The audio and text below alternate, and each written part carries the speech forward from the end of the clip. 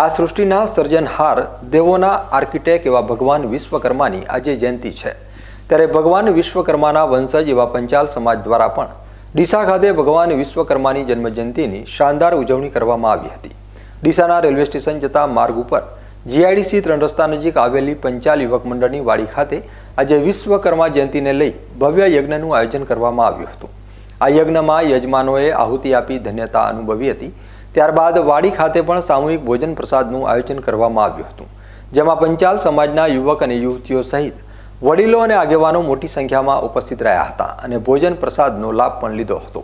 આજે ભગવાન વિશ્વકર્માની જન્મજયંતિ પ્રસંગે પંચાલ સમાજના પ્રમુખ જયંતિભાઈ પંચાલ, બેચરભાઈ પંચાલ, રમેશભાઈ પંચાલ, કસ્તુરભાઈ પંચાલ, સતીશભાઈ પંચાલ, મનસુખભાઈ પંચાલ, ભીખાભાઈ પંચાલ, વીરભાઈ પંચાલ, અશોકભાઈ પંચાલ અને મૂળચંદભાઈ પંચાલ સહિત મોટી સંખ્યામાં પંચાલ સમાજના અન્ય આગેવાનો ઉપસ્થિત રહ્યા હતા।